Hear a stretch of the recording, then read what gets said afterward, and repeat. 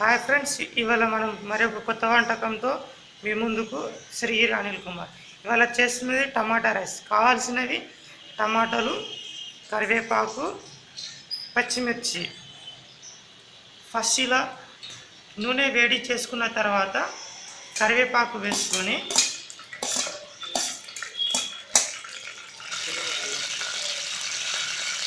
కొన్ని పోపు దినుసులు, ఇలా మనం చేతి కట్టుకున్న పచ్చిమిర్చిని వేయగలం.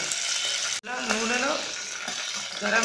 గరం అయిన తర్వాత మనం కోసి పెట్టుకున్న టమాటా వేసుకొని ఉడికి, అలా టమాటా ఉడికేలోపు మనం వండి పెట్టుకున్న రైస్ని ఇలా విడిగా ఒక బౌల్లో తీసుకోవాలన్నమాట. ఇలా టమాటా ఉడికిన తర్వాత కొద్దిగా అల్లం వేసుకోవాలన్నమాట.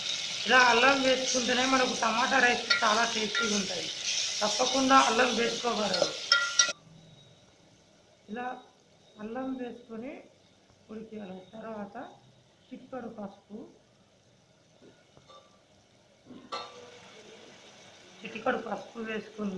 వేసుకోవాలి. ఇలా ఉడికిన తర్వాత ఒక 2 స్పూన్ల కారపొడి వేసుకోవాలి. ఇలా అన్నీ వేసుకొని ఒక 5 మినిట్స్ ఉడకబెట్టాలి. తగినంత సాల్ట్ వేసుకోవాలి. ఇంతే ఫ్రెండ్స్, చాలా సింపుల్గా మార్నింగ్ టైంలో చేసుకోవాలనుకుంటే ఇలా టమాటా రైస్ చేసుకోండి. మరికొద్ది సేపట్లో మీ గుమగుమలాడే టమాటా రైస్ రెడీ అయింది. ఫ్రెండ్స్, ఇందులో అల్లము తప్పక వేసుకోండి, లేకపోతే టేస్టీ రాదు.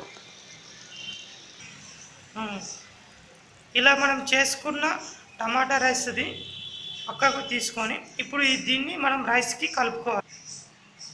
ఇలా రైస్ మీద వేసుకొని